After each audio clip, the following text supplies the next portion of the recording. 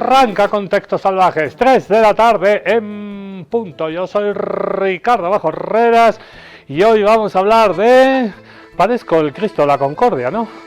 Un saludo a toda la gente que nos sintoniza a esta hora de la tarde en vivo y en directo desde la Yachta. Un saludo, Yachtamasis. Hoy vamos a hablar de estos señores. Hace rato que no hablamos de la guerra en Ucrania. Y nuestra editorial se llama Ucrania derrotada se aferra a la guerra. Todo con R's, derrota, guerra. Oficialmente van 14.000 muertos ya en la guerra de Ucrania. La Federación Rusa y el presidente Vladimirovich Putin ya controla prácticamente todo el Donbass. El Donbass es la región que está frontera con Rusia, que tiene mayoría rusa de personas que hablan ruso y profesan la religión ortodoxa rusa. Esa minoría rusa dentro de Ucrania estaba siendo discriminada y es una de las razones, la protección de esa ciudadanía de esta guerra. La otra es el acoso sistemático contra el oso ruso por parte de la OTAN. Ucrania, ya lo hemos dicho más de una vez, es un títere en esta guerra y lamentablemente está poniendo los muertos. ¿Y quiénes mueren en las guerras? Gente inocente que no tiene nada que ver. Hay motivos y causas geoestratégicas.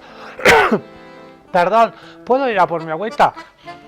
Un cachito, esto nos hace en tele, para toda la gente que nos ve, facultades de periodismo, periodistas, esto no se hace, esto es justo lo que no tienen que hacer, pero nosotros somos Contextos Salvajes. Entonces puedo ir a por mi agüita.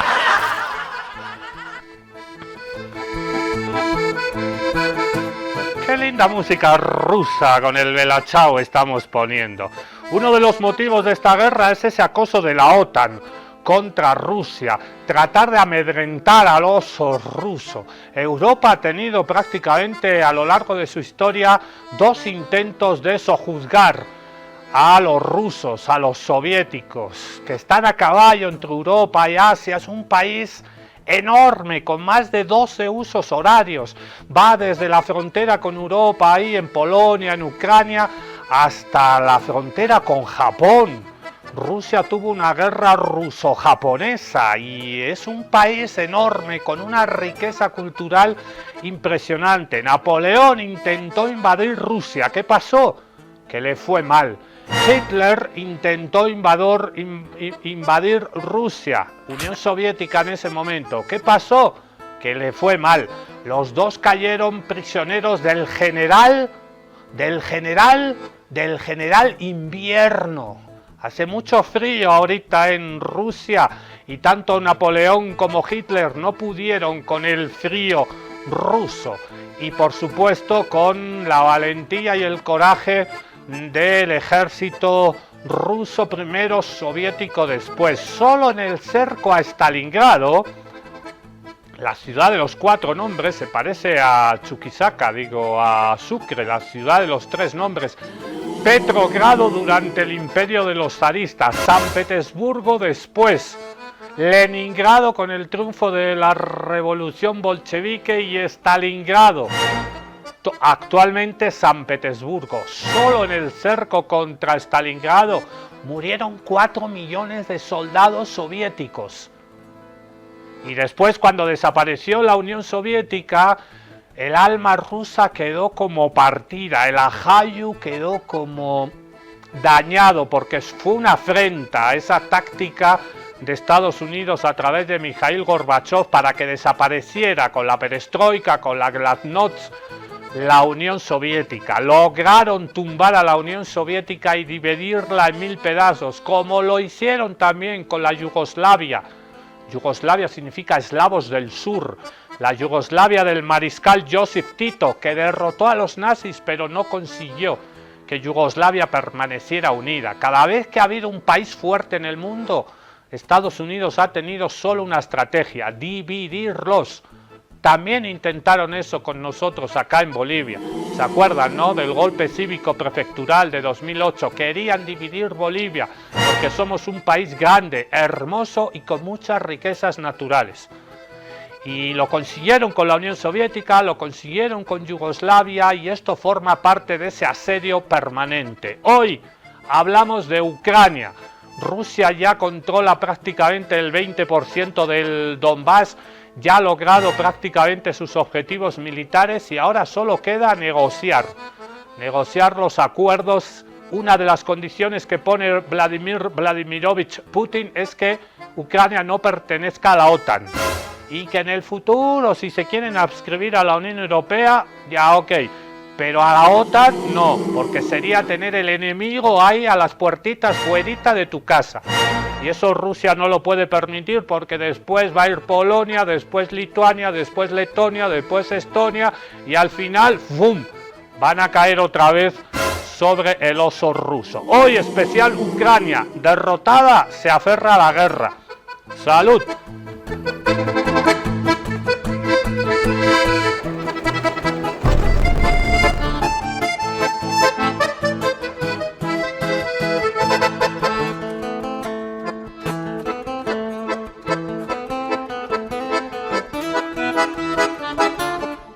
Para repasar un poquito las razones de este conflicto, vamos a refrescar la memoria y en este producto audiovisual de nuestros compañeros nicaragüenses de JP Plus, repasamos las razones que han llevado a estos dos países a enfrentarse bélicamente. Ya son casi 4 años de guerra y empezó en febrero de hace 4 años y parece que estamos entrando quizás al último invierno de esta guerra que jamás debió suceder. Si no hubiera intervenido Estados Unidos, la Unión Europea y la OTAN intentando molestar a la Federación Rusa. Cortaron los europeos incluso la compra del gas ruso, que era baratito. ¿Qué pasó entonces?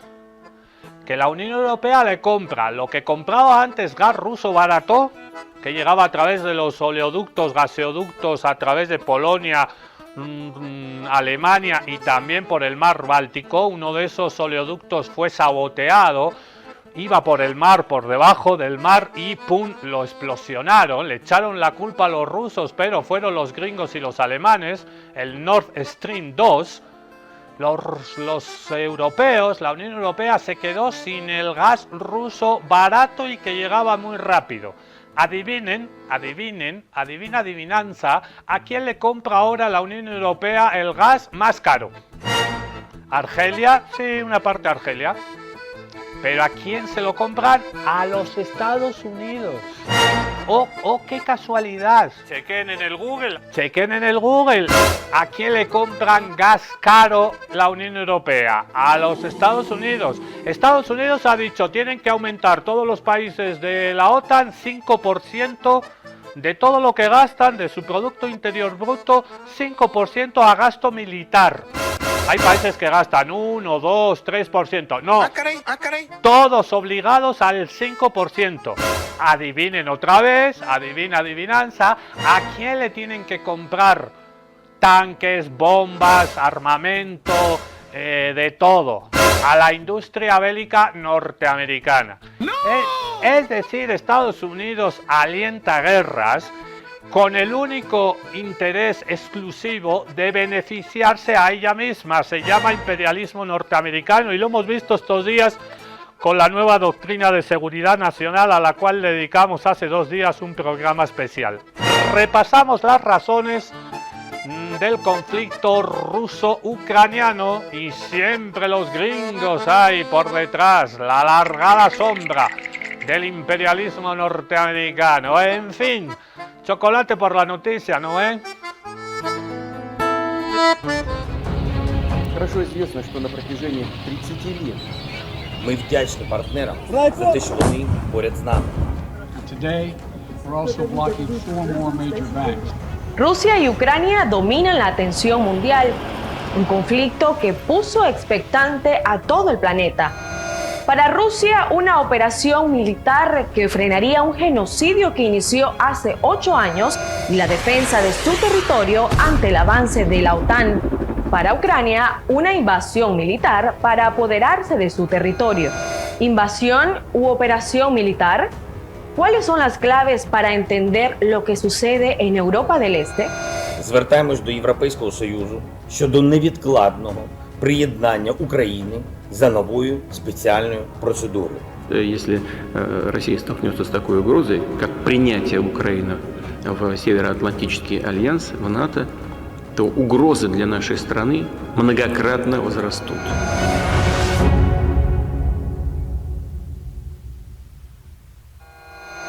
Lo primero que tenemos que saber para entender las raíces de este conflicto es que el mismo se extiende desde el 2014, cuando las poblaciones de Donbass se opusieron a un golpe de Estado inducido y financiado por Estados Unidos y respaldado por los países occidentales.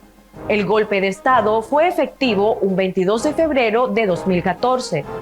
Fue entonces que el Parlamento logró destituir al presidente ucraniano Víktor Yanukovych, quien ganó unas elecciones democráticamente el 7 de febrero del 2010.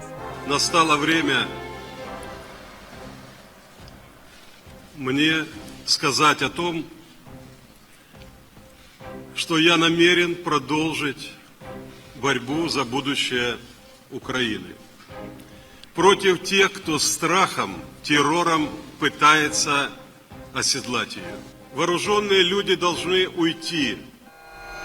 Pero ese golpe de Estado apoyado por Occidente no fue avalado por toda Ucrania. Donetsk y Luhansk, dos áreas de la región de Donbass, donde la mayoría de sus pobladores son rusoparlantes, se opusieron rotundamente a estas maniobras lesivas. Desde entonces han vivido un infierno, siendo atacados política y militarmente por los sucesivos gobiernos de Ucrania. Они поддержали антиконституционный переворот и вооруженный захват власти. Объявили этих людей легитимными и стараются их поддержать. En septiembre de 2014 se firman los acuerdos de Minsk en la capital bielorrusa. Estos acuerdos se dan para establecer una hoja de ruta y poner fin a los enfrentamientos en contra de Donetsk y Luhansk, logrando normalizar el estatus de las dos regiones. Sin embargo, las negociaciones fracasaron con violaciones por parte del gobierno ucraniano. En febrero de 2015, tras una intensa jornada de negociaciones, se llegó en Minsk a un nuevo acuerdo de alto al fuego, el retiro de todo armamento pesado y la realización de elecciones locales en las dos repúblicas del Donbass. Pero al poco tiempo, el segundo protocolo de Minsk tampoco tuvo efecto y se reanudaron los combates. Desde 2014 a la fecha, en esa escalofriante y silenciada guerra interna, se han registrado al menos 14.000 muertos, 30.000 heridos, 1.4 millones de desplazados y 3.4 millones de personas necesitadas de ayuda humanitaria. Somos constantemente atacados y solo vivimos en alerta que vaya a ocurrir de nuevo. Nuestra casa la bombardearon. Acá están los apartamentos, ya no hay techos, no hay nada. Ahora vivimos en sótanos y nos escondemos. No es una vida.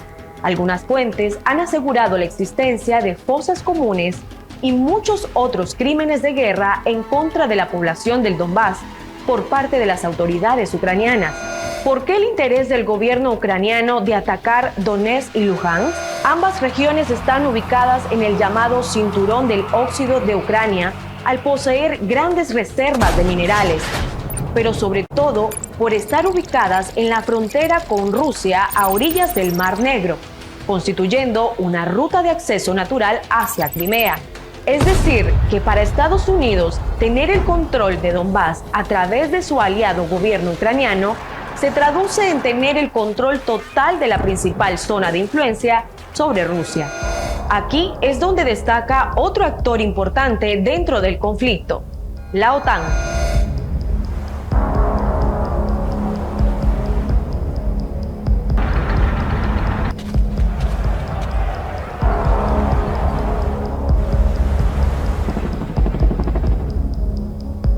Ucrania ha expresado abiertamente sus intenciones de ingresar a la Unión Europea y a la Organización del Tratado del Atlántico Norte, OTAN, la alianza militar conformada por unos 30 países de Europa y América Septentrional, y cuyos intereses expansionistas suponen un riesgo latente para Rusia.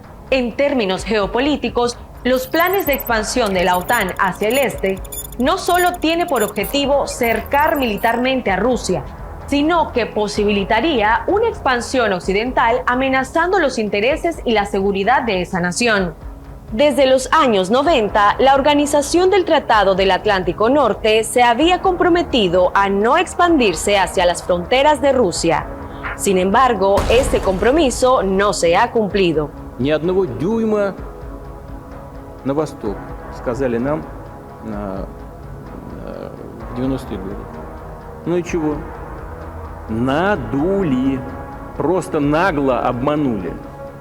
5 волн расширения НАТО. Не мы кому-то угрожаем. Мы что ли пришли туда, к границам США? Или к границам Великобритании? Или куда? К нам пришли. Вот как американцы бы отнеслись, если мы взяли там на границе между Канадой и США или на границе Мексики и США, поставили бы наши ракеты.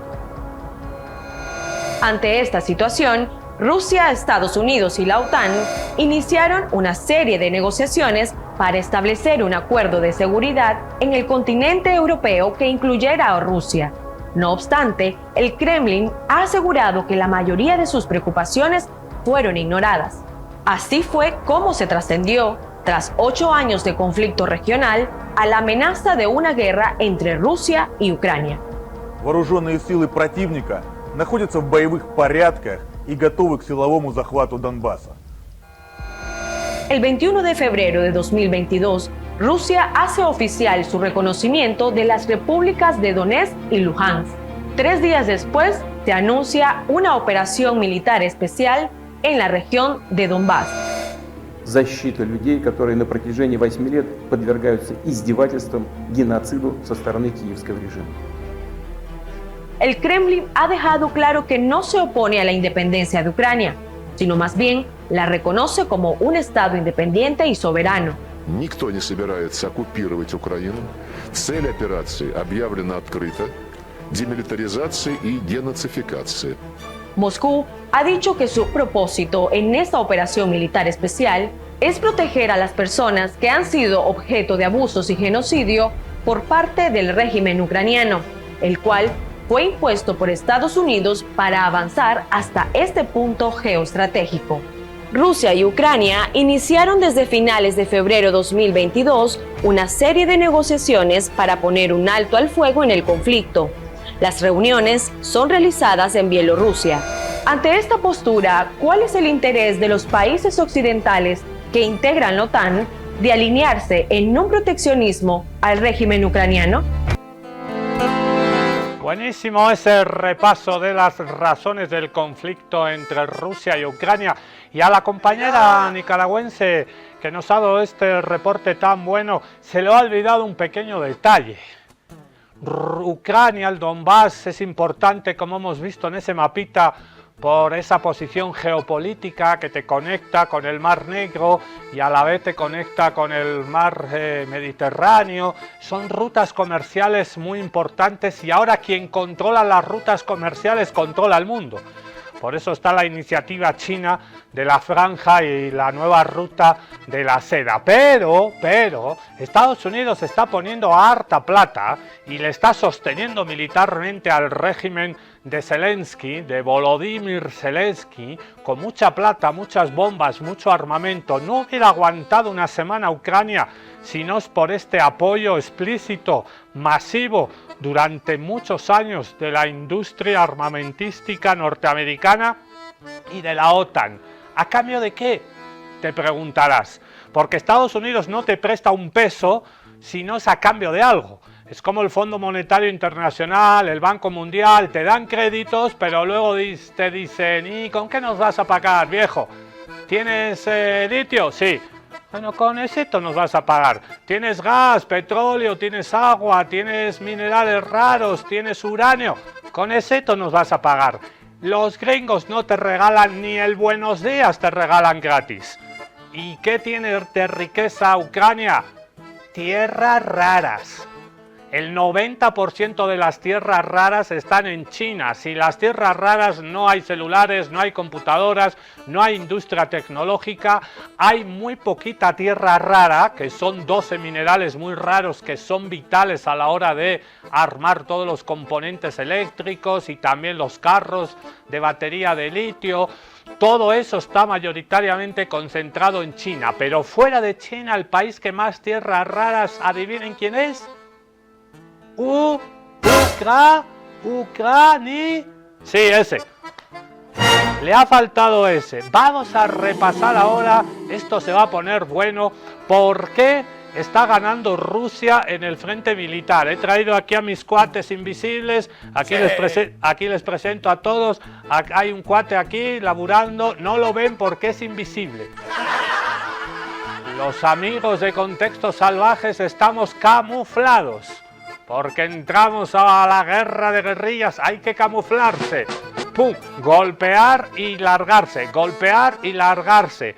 Estamos en esa etapa histórica, por eso mis amigos están tan camuflados que ustedes ni siquiera lo ven. No los ven, los gringos tampoco. Vamos a ver cómo está ganando Rusia la guerra. Son dos factores, los drones, esta es la primera guerra de drones. Y también la habilidad, la valentía de los tanques rusos. Y tenemos unas imágenes que jamás se han visto. Chequen estas solo imágenes. En Contextos Salvajes. Un tanque ruso contra 8 tanques ucranianos que en realidad son norteamericanos. Un ruso contra 8 gringos.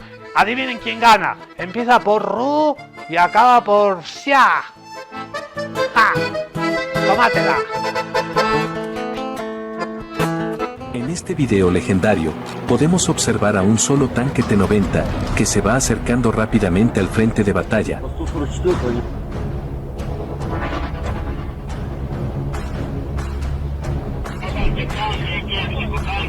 Por el otro lado tenemos a todo un convoy ucraniano, conformado por 2 tanques y 6 blindados.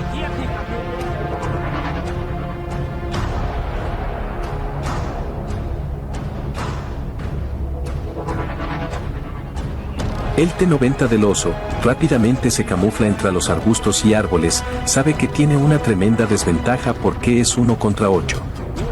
A pesar de la desventaja, la tripulación del T-90 decide enfrentarse al convoy.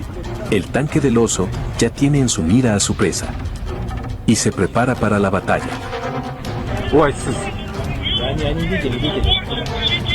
Туром работайте! Когда наблюдает...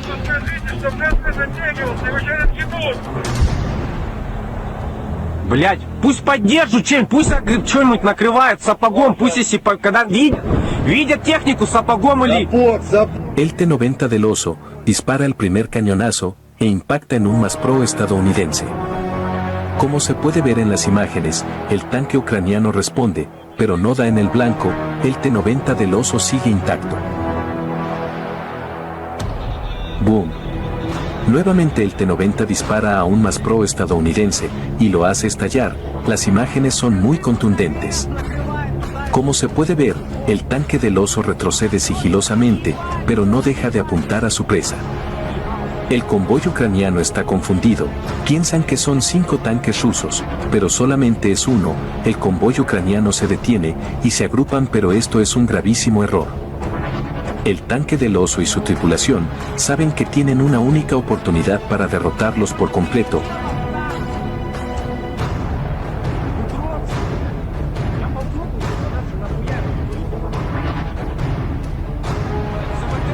Como se puede apreciar, el T-90 acelera nuevamente sabiendo que tiene una única oportunidad. En plena marcha el tanque dispara, ¡boom!, y otro tanque ucraniano es alcanzado. El tanque del oso rebaja la velocidad, apunta y ¡boom!, nuevamente dispara, y logra alcanzar su objetivo, esto es sorprendente, la adrenalina de la tripulación debe estar al máximo. Para que quede claro, veamos en otro ángulo, obtenida gracias a un dron ruso, un nuevo disparo del oso, y da justo en el blanco. Esto es hermoso, señores, militarmente hablando.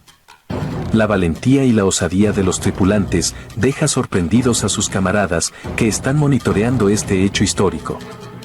Esto no es una película de Hollywood, donde Rambo hace desaparecer a 100, esto es la cruda realidad, para la OTAN y el ejército del ahijado del tío Sam llamado Zelensky.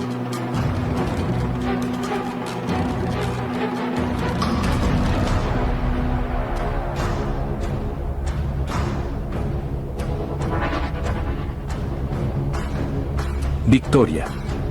Ahora veamos en primera persona cómo el personal ucraniano muestra el resultado final de este combate histórico, donde el oso sale victorioso. Terribles esas imágenes. Y te preguntarás por qué la moral del ejército ucraniano se ha ido debilitando. Evidentemente porque hay una superioridad militar bélica de los rusos y también una habilidad, como hemos visto en esas imágenes, pero muchísimos jóvenes de Ucrania se han ido de Ucrania y han tenido o simplemente han desertado, no han querido entrar en esta locura belicista y Ucrania ha tenido que tirar de mercenarios. 11.000 mercenarios, muchos de ellos colombianos. Les pagan como $2.000, $3.000 al mes, pero los abandonan. Los mercenarios latinos en la guerra de Ucrania, uno de los factores de la derrota del régimen de Zelensky de Kiev, la capital de Ucrania.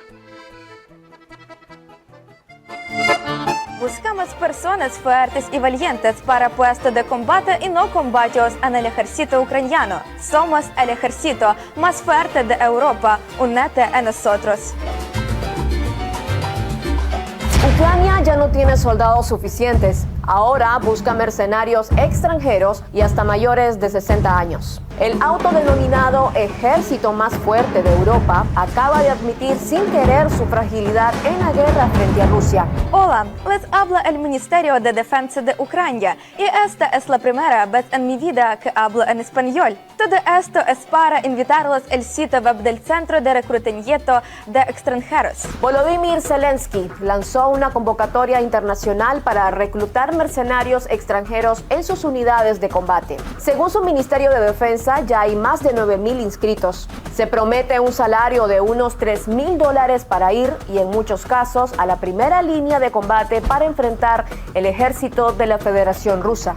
Usuarios en redes sociales afirmaron que este anuncio lo único que logró es evidenciar una crisis de personal militar dentro del propio territorio ucraniano. La respuesta parece evidente. La Reserva Nacional está agotada o simplemente no quiere seguir participando en un conflicto que sobre el terreno ya se perfila como una derrota para Kiev. El discurso de Zelensky y sus aliados occidentales muestra claros signos de agotamiento. A pesar del financiamiento multimillonario y del respaldo operativo de la OTAN, su estrategia no ha logrado frenar el avance de Rusia. En 2024, Ucrania recibió 20.000 millones de euros en ayuda militar por parte de la Unión Europea. Para 2025, ese monto podría duplicarse, alcanzando los 40.000 millones de euros solo en armamento. Sin embargo, ni el dinero ni la propaganda han sido suficientes para revertir la realidad en el frente. El tráfico de armas, la corrupción y el descontento con la imagen de Zelensky ha provocado la desmoralización de los ucranianos. La desesperación es tal que cuando ya no alcanzan los jóvenes en edad militar, Kiev recurre al último recurso. Zelensky firmó recientemente una ley que permite reclutar ciudadanos mayores de 60 años. Mientras Ucrania recurre a medidas desesperadas, Rusia ha reiterado su disposición al diálogo, pero ha dejado claro que no aceptará acuerdos bajo amenaza ni plazos impuestos desde Washington. Terrible ese abandono, ¿no?, a los mercenarios, los engañan a los pobres. Yo estoy aprovechando hoy a hacer unas reformas acá, van a disculpar, mis amigos invisibles han venido a ayudarme, estoy cambiando algunos focos, estoy acomodando un par de drones por acá, no vaya a ser que nos ataquen también a nosotros. Hemos conseguido un testimonio estremecedor de un pana, de un parcerito colombiano. Por cierto, el gobierno de Gustavo Petro está tratando de impulsar, antes de que le den un golpe los gringos, antes de que lleguen las próximas elecciones del próximo año, el próximo año 2026 hay elecciones en Colombia y en Brasil. América Latina en disputa otra vez, elecciones en Colombia.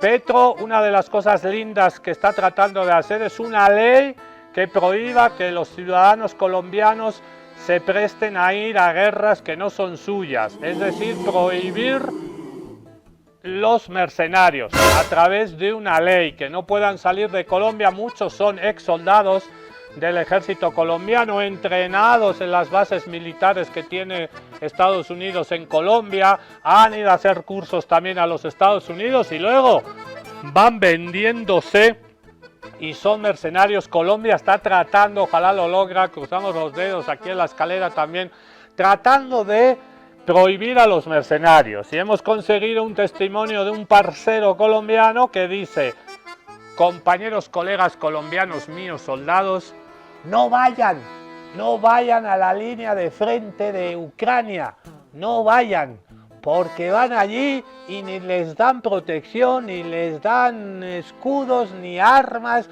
ni logística, los lanzan a la línea de frente y ahí los abandonan. Y no lo decimos nosotros, que somos unos zurdos incorregibles y que nos paga el gobierno por hacer estas cosas, el gobierno de Putin nos paga. Nos ha pagado tanto que estamos haciendo obras, imagínate, nos estamos llenando de plata, de rublos, haciendo esta propaganda a favor de los rusos. No nos creas a nosotros que estamos pagados y somos periodistas pagados, hemos vendido nuestra alma al diablo, no tenemos ninguna influencia, no nos hagan caso a nosotros. Escúchenle a este parcero, a este soldado colombiano que dice: no vayan, que les van a engañar, les van a matar. La vía del mercenario es una vía del ferrocarril solo de ida, no hay boleto de vuelta. Te matan, te lisian, quedas paralítico, con la mayor de los suertes te dan un tiro en la cabeza, te quedas ahí, no te van a pagar. ¿Por qué? Porque te abandonan. Escuchemos a este cuate. Adelante, parcero. Buenos días, señores parceritos. Trae nuevamente aclarándole, llamándole, haciéndole el mismo llamado que le he hecho a todos los que me han pedido asesoría sobre esto, que cómo incorporarse, que esto, que lo otro. Muchachos, piénsenlo muy bien, hermano. Esto no es un juego, esto no es un juego. Acá pierde tu vida instantáneamente. Sí, son poquitos los que encuentran como yo la suerte de salir de por allá de ese mierdero, somos poquitos, sí. Entonces, esto es un pinochazo cuando uno entra por allá, para hacer un pinochazo. El porqué, yo se lo digo porque, mano, gente buena, gente jueputa colaboradora, gente que realmente, o sea, uno para uno jueputa cagada que el chino haya ido, pero así es esta vida, mano. Se me aguan los ojos, parcero, porque, o sea, la situación es complicada, complicada. Entre más días se está poniendo más complicado esto, entre más días. ¿Por qué? Porque no hay apoyo, parcero, no hay apoyo de nada. Sí. Usted pide apoyo de artillería, ni mierda, le dicen ya va a haber lluvia y nada. No va a haber nada, parcero. Y ellos así, usted le maten uno o dos compañeros, lo que le dicen a uno, avancen, no. Yo no fui tonto, no fui pendejo en caer en ese juego. Yo estaba casi en línea cero, sí. Ya me faltaba ahí poquitico para hacer el contacto. A mí me mataron 2 compañeros, lastimosamente, cayeron, ¿sí? Y tomé mi decisión con mi equipo de no seguir más. Cuando salimos al punto de evacuación, ya que me dijeron 180 para atrás, llegué al punto de evacuación. Llamo para que me hicieran la evacuación. Y ahí lo hemos cortado porque venían datos que no podemos revelar. ¡Ya! Hechos a los capos. 11.675, o serán 77, mercenarios extranjeros, la mayoría colombianos, de 84 países diferentes han llegado oficialmente, que se sepa, desde el inicio de la guerra, el 24 de febrero del 2022, para participar en las hostilidades del lado de las Fuerzas Armadas. Y ahí lo veíamos a este cuate confesando el mierdero. Van a disculpar, pero se habla a este cuate que los abandonan en la línea cero, la línea de enfrente. Y sobre todo son víctimas fáciles, blancos fáciles de los drones rusos que también son drones de Irán, hay drones turcos. Los drones están jugando un papel fundamental en la guerra de Ucrania. Y así como Palestina es un laboratorio para exterminar a otros pueblos libres del mundo, la guerra de Ucrania se ha vuelto un laboratorio para el uso militar de los drones. Y ahorita los drones, te puedes comprar un dron militar por $500. Ponle 900, ponle 1000. Rebajame, casero, te lo dejo en $700 y te lo llevas listo para operar. ¿Quién está usando toda esta tecnología militar? Ya las guerras no se ganan con tanques, las guerras se ganan ahora con drones e inteligencia artificial. De eso han aprendido mucho y bien rápido, porque el narcotráfico siempre va un paso por delante. Los carteles del narcotráfico de México. Nos vamos de la línea de enfrente de Ucrania a la línea de enfrente en México. La mayor cantidad de periodistas asesinados este año en el mundo, por supuesto Palestina y todos esos más de 350 colegas asesinados por el terrorismo sionista de Israel. Después en Ucrania ha muerto mucho periodista también. Y el tercer país, me parece que es el segundo y lo estoy diciendo mal, Palestina, México y Ucrania. Los 3 países donde más periodistas han sido asesinados este año. Así que los drones están jugando también un papel fundamental en manos de los carteles del narcotráfico mexicano. Nos vamos hasta México, los drones y el narco. ¡Agárrate, Catalina!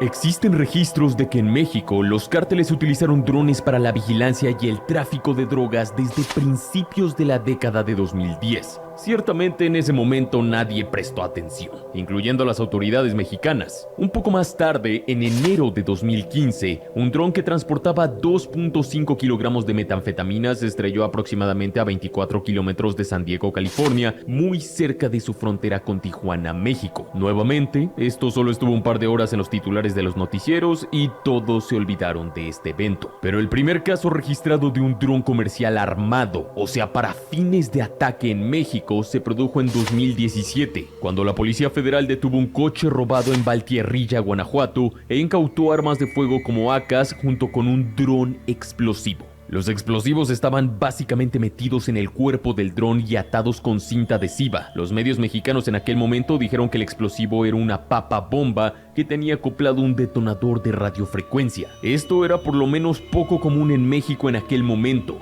pero era el primer indicio de lo que ya se cocinaba. Al año siguiente, en el año 2018, un dron con 2 granadas de fragmentación se estrelló contra la casa del secretario de Seguridad Pública de Baja California en ese momento, pero las granadas de fragmentación no detonaron, y aquí es donde verdaderamente sí se alarmaron las autoridades mexicanas, ya que se trataba de intentos de asesinato a autoridades federales. Pasó y pasó el tiempo y este le reveló tanto a los cárteles como al gobierno y a la población mexicana en general que los drones, ya sea como armamento, herramientas de vigilancia o para traficar drogas, han venido para quedarse, te guste o no. Y es que su eficacia es innegable y la relación costo-beneficio de estas máquinas zumbadoras accesibles a cualquier persona por unos $400 a $900 es sorprendente y aterradora a la vez. La eficacia de los drones comerciales como herramientas de guerra ha quedado recientemente demostrada en el conflicto de Ucrania comenzado en 2022, donde tanto los soldados rusos como ucranianos utilizan drones comerciales para lanzar granadas o drones FPV para impactárselos como kamikazes a tropas o tanques enemigos, causando literalmente miles de bajas en ambos bandos. Lamentablemente YouTube no me permite compartirte videos de este tipo, pero no necesitas mucha imaginación para comprender los efectos de un explosivo impactando directamente en el torso o en la cabeza de una persona, ¿verdad? Bueno, eso es lo que está sucediendo en Ucrania ahora mismo, y es más crudo de lo que puedes creer. Ahora bien, en manos de los cárteles mexicanos, la adaptabilidad de los drones comerciales es un punto clave. Como ya te dije en 2 ocasiones, los drones pueden modificarse para servir para el contrabando de drogas, la recopilación de información como tipo cámaras de seguridad y también para ataques selectivos con artefactos explosivos. Y tú nómbralos: granadas, morteros, IED, papas bomba, e incluso se ha logrado ver que utilizan toppers de plástico, los llenan de C4 y metralla y les colocan un detonador remoto. Además, particularmente en México, se ha observado que los cárteles suelen preferir drones equipados con mecanismos de liberación conocidos como dropping kits. Esto para lanzar proyectiles explosivos que al caer detonan con gran fuerza y en ocasiones contienen metralla. Este método también puede incendiar estructuras, perforar paredes y lanzar metralla caliente que puede atravesar la carne humana como cuchillo caliente en mantequilla. Los explosivos los pueden meter en proyectiles hechos con impresoras 3D, en extintores vacíos, en recipientes metálicos semi-herméticos o pueden utilizar granadas de 40 milímetros modificadas, etc. Algunos de estos proyectiles también les acoplan aletas para que puedan cortar el aire y tengan una caída mucho más precisa. Como te digo, es un tema muy complejo donde el ingenio también juega un papel bastante importante. Ahora bien, los cárteles de México han intensificado el uso de drones armados, especialmente en los estados de Guerrero, Jalisco, Michoacán y Baja California, puntos muy calientes del país, y esto sobre todo en zonas rurales. No es tan común que se usen drones para ataques en ciudades medianas o grandes de estos estados mexicanos. Según datos de la Secretaría de la Defensa Nacional de México, Sedena, los ataques de drones de la delincuencia cargados con explosivos pasaron de 5 en 2020 a 260 ataques en el primer semestre de 2023. Así que ya puedes imaginarte cómo es en 2024 y cómo será en 2025. Además, cuando digo cárteles mexicanos, eso es demasiado general. He identificado que 2 de los cárteles que se han apoyado más del uso de drones para realizar ataques a sus rivales o a las fuerzas públicas son el Cártel Jalisco Nueva Generación y la Familia Michoacana. De ahí le seguiría de manera secundaria el Cártel de Sinaloa, y ya se está viendo a otros cárteles de menor tamaño también meterse al uso de drones. Claramente hay más cárteles que utilizan drones, pero el CJNG y la Familia Michoacana son los que realmente tienen un uso bastante extendido, numeroso y sofisticado. Incluso los drones ya tienen una organización y jerarquía dentro de estos cárteles, pues a los pilotos se les suele denominar operadores droneros o simplemente droneros. Al referirse así a ellos, se entiende que es una especialización dentro de las ramas de sicarios y halcones de los cárteles mexicanos. Muchos de ellos incluso llevan parches con la palabra operador dronero para identificarse. Me da un poco miedo. Papá, ¿qué quieres ser de mayor? No, yo quiero ser dronero. ¿Y eso qué es? Ay, ¿hasta dónde vamos a llegar? Volvemos al frente de batalla porque este es un especial Rusia-Ucrania. La Unión Europea ha dicho que se siente amenazada por Rusia. ¿No será al revés? Nos lo va a contar mucho mejor que yo. Volvemos a Rusia y a Ucrania. Nuestro cuate, colega, compadre, Mirko Casale. Ahí les va. Rusia será derrotada en el campo de batalla. Así lo aseguran altos voceros de la Unión Europea, señalando que la entrega de armamento a Zelensky no se detendrá hasta doblegar militarmente al Kremlin. Una muestra de valentía y defensa de la paz ¿Cómo? ¿Que Putin declaró que no buscan una guerra, pero si la Unión Europea quiere guerra, ¿Rusia está preparada? Ok.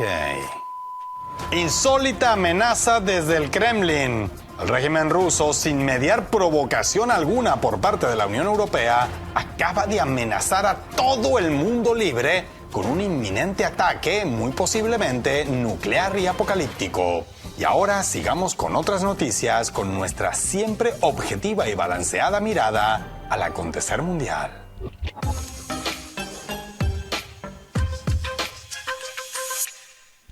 En la Unión Europea necesitan con urgencia a alguien que les traduzca de forma fiel y precisa las palabras de Vladimir Putin.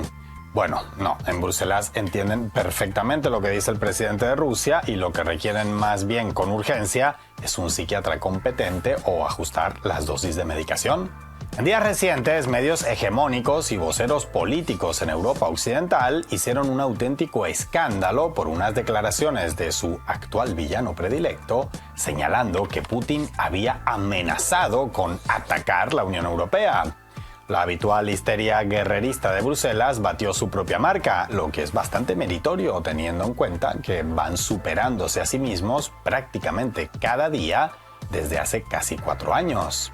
Pero, ¿qué dijo exactamente el presidente ruso para que en el jardín reaccionaran airadamente agitando sus tijeras de podar y regaderas? Escuchémoslo en sus propias palabras. Мы не собираемся воевать с Европой, я уже об этом 100 раз сказал. Но если Европа вдруг захочет с нами воевать и начнет, мы готовы прямо сейчас. Bien, no parece muy difícil de entender, ¿verdad que no? Pero por si acaso vamos a repetirlo una vez más. Мы не собираемся воевать с Европой, я уже об этом 100 раз сказал. Но если Европа вдруг захочет с нами воевать и начнет, мы готовы прямо сейчас. Sencillito, ¿no? Sin embargo, como pareciera que los burócratas de Bruselas tienen dificultades de comprensión, vamos a desglosarlo por partes.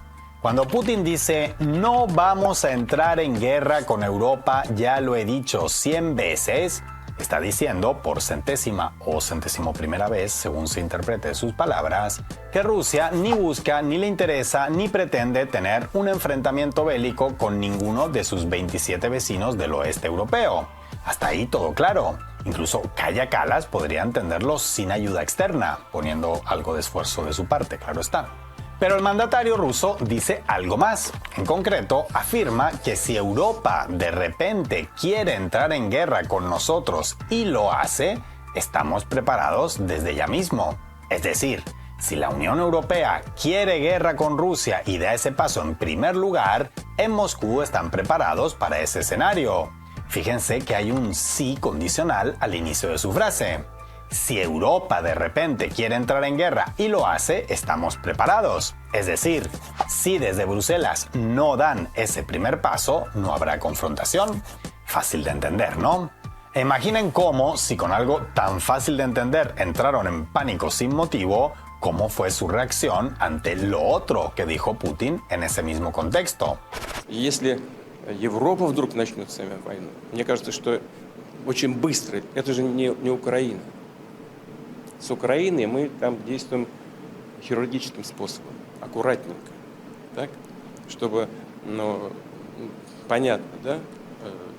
Это не война в прямом современном смысле этого слова. Если Европа вдруг захочет начать с нами войну и начнет ее, очень может быстро произойти ситуация, при которой нам не с кем будет договариваться. Bueno, si el primer fragmento que les mostramos, que es tan sencillo de comprender, parece haberle costado tanto a los altos representantes europeos, hacerles entender esto último sería un poco como tratar de explicarle el Big Bang a un hámster, pero haremos el intento. Porque si en la primera secuencia que les mostramos Putin se limitaba a subrayar por enésima ocasión algo tan sencillo como que a Rusia no le interesa atacar a ningún miembro de la OTAN o la Unión Europea, pero que no se quedaría cruzada de brazos de ser atacada, en esta segunda advierte cómo sería esa respuesta en el supuesto de sufrir un ataque.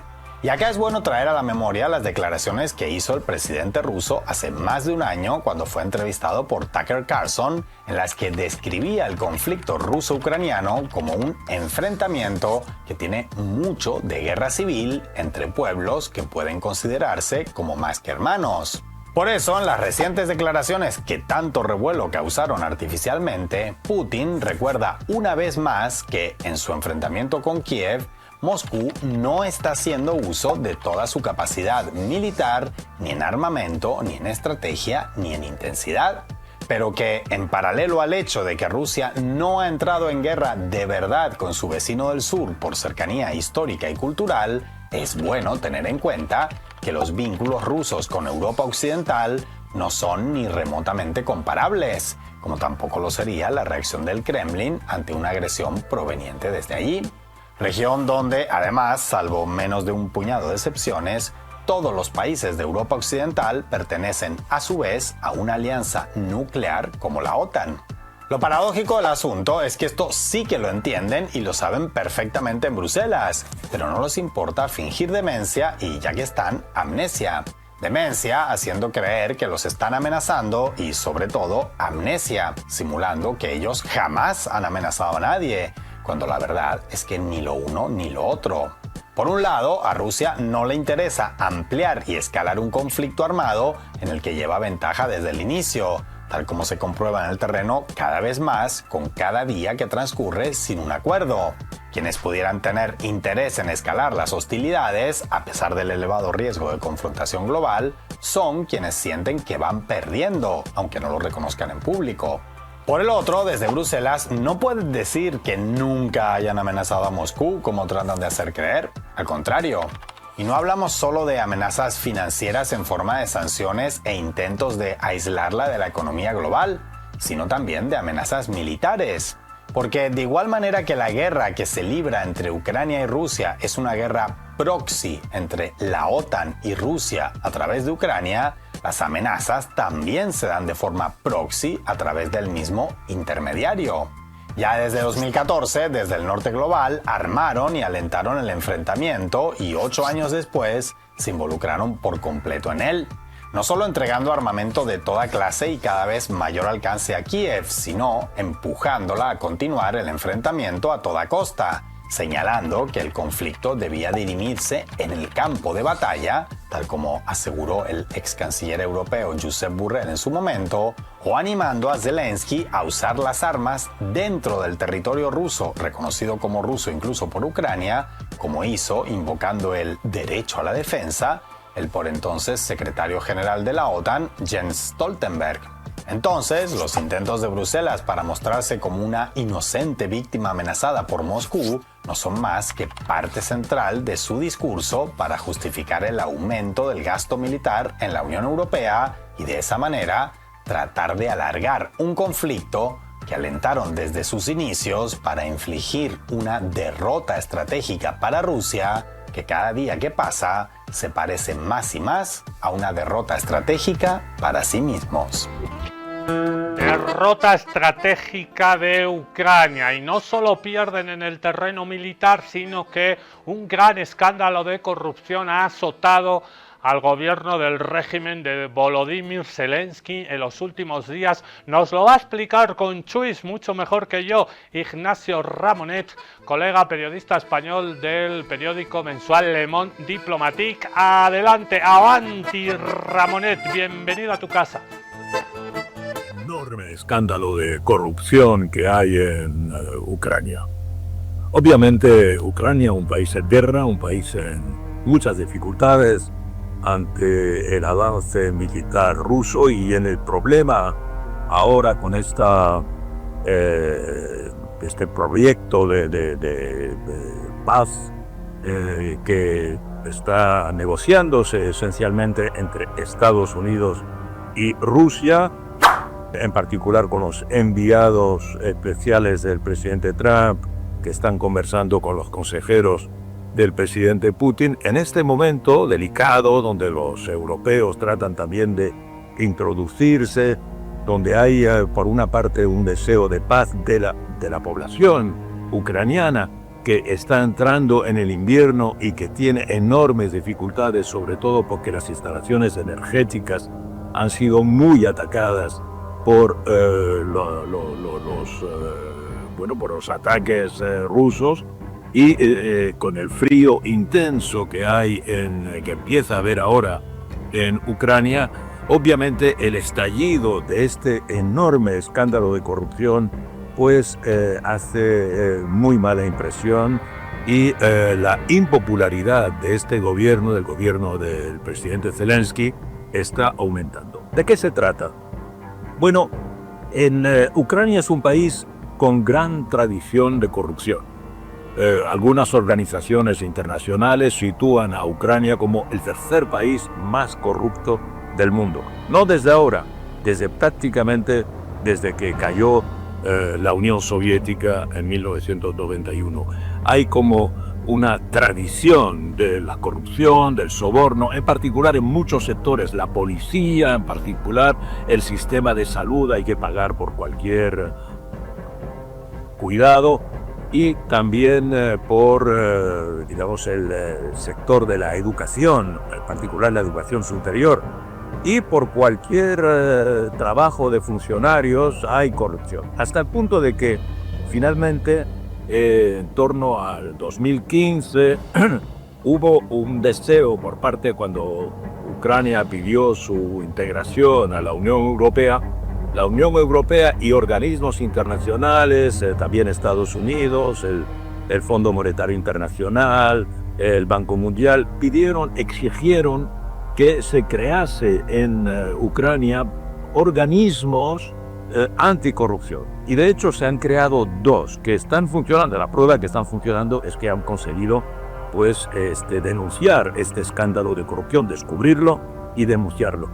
Estos son, por una parte, una oficina anticorrupción que se llama NAPU en ucraniano con las iniciales, y la Fiscalía Anticorrupción que se llama SAPU. La fiscalía, hay que entender que, claro, en Ucrania, como todos los países, hay una fiscalía general, hay un fiscal general del Estado, ¿verdad? Que es la autoridad superior en términos de magistratura, de acusación, ¿verdad? Pero para la corrupción, para combatir la corrupción, en Ucrania se creó una fiscalía especial que no depende de la fiscalía superior.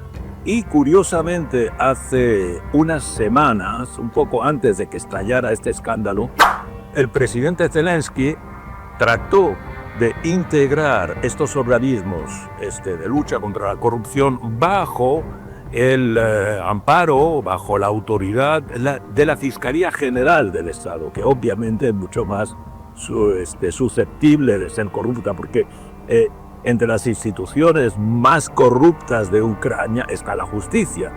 No la cité antes, es decir, cité a la salud, a la policía, a la educación superior, la justicia. Entonces eso fue muy mal percibido por la población ucraniana y evidentemente hubo un rechazo total y Zelensky tuvo que dar marcha atrás. Pero curiosamente, unos días después estallaba este escándalo. ¿De qué se trata? No lo tenemos aún muy claro, porque la Oficina Anticorrupción no ha revelado todos los detalles, pero se trata esencialmente en torno a un organismo del Estado que se llama Energy-Atom y que se ocupa de la energía atómica en particular, y como los rusos atacan los centros de producción de energía, esta oficina está encargada de financiar las fortificaciones para proteger los centros de producción energética, las centrales energéticas, diversas y variadas, evidentemente porque los ucranianos han dispersado por todo el territorio los centros de producción de energía para no ser vulnerables a uno o dos grandes centros.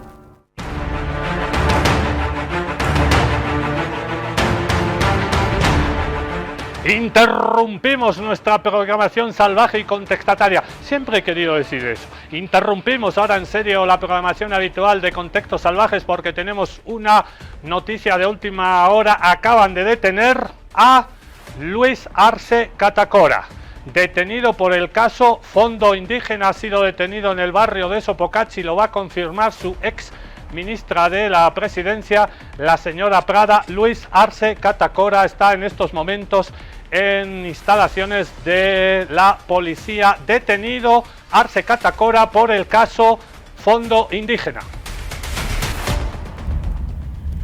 Buenas tardes. Quiero denunciar ante el pueblo boliviano y ante la comunidad internacional que hace un momento acaban de secuestrar al expresidente Luis Alberto Arce Catacora por Sopocachi, barrio de la ciudad de La Paz en el Estado Plurinacional de Bolivia. En este momento me estoy dirigiendo hacia la FELCC, que es donde tenemos conocimiento por medios extraoficiales que es donde se lo habrían llevado, un secuestro de manera totalmente ilegal que acaba de suceder cuando él se encontraba solo. En este momento estoy dirigiéndome hacia ese lugar para ver si es que lo tienen ahí secuestrado de manera totalmente ilegal.